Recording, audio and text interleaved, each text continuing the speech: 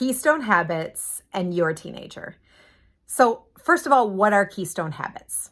Basically, keystone habits are powerfully influential habits that tend to have a cascading effect on the rest of your behaviors for the rest of the day. And these keystone habits can have a positive impact on your other behaviors or a negative impact. So let me give you some examples. If I wake up in the morning and I spend like an hour in bed just scrolling on my phone, and then I come downstairs and I make some coffee and I open my laptop and I spend another hour on social media, that tends to make me struggle to get motivated to do my work. I just find myself kind of stuck and I don't feel motivated to do my work. On the other hand, if I wake up and I immediately put on my workout clothes and I do a workout, even if it's just a 10-minute workout, I notice that I am much more motivated to do my work or clean or do other kinds of tasks that I might otherwise not be motivated to do. So those are both keystone habits. One has a negative overall impact on my other behaviors. The other has an overall positive impact. Well, this works for our teens as well.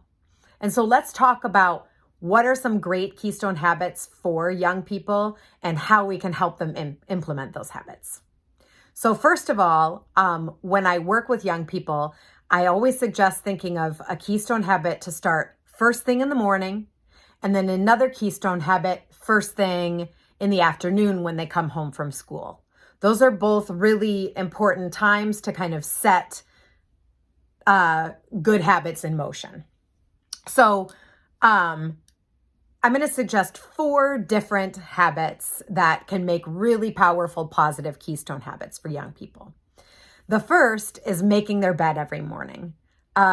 This is a little thing and it sounds a little bit silly, but there's actually lots of research that correlates making your bed every day with all kinds of other positive outcomes.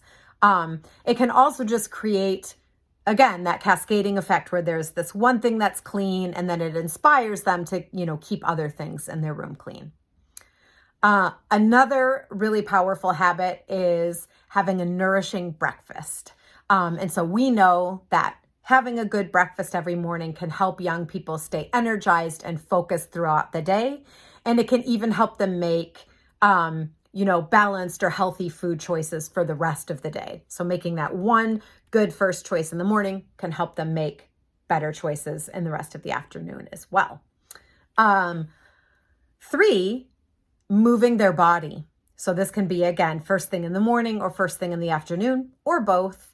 And it doesn't have to be, 40 minutes of intense cardio. This can literally be getting up and spending 5 minutes stretching or flowing through some yoga poses or a walk around the block, right? So it can be something really simple. And then finally, a 4th habit that I suggest is doing some kind of mindfulness activity.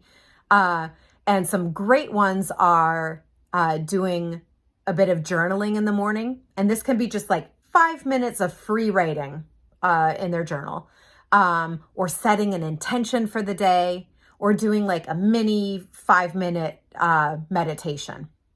So anything like that works really well. So the next maybe obvious question is how to get your teen to buy in, right? How to get them to actually agree to trying these strategies. And the overall principle that I want to suggest here is that you want to make these habits easy, you want to make them fun, and you want to make them rewarding. And so given those principles, here's just a few tips that I suggest to help you motivate and inspire and encourage your young person to implement these keystone habits. One is trying to have them prepare their breakfast the night before, so it's ready in the morning. So that makes it easy. There's no fights or worries or questions about what breakfast is. It was done the night before. Try an if-then strategy. And so the way that works is basically you say when they come home from school, yes, you can play video games, absolutely, but you need to walk around the block first, right? So you're telling them that they have to do the habit and then they get the reward.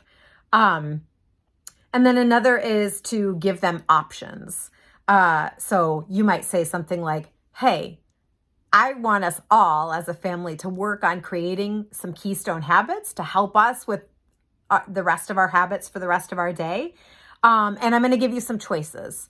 You can stretch with me for 5 minutes in the morning and we'll put on whatever music you want. Or you can come down and journal for 5 minutes in the morning and I'll make you some tea. So you might give them some options like that. And then one last suggestion is you can try making it a challenge.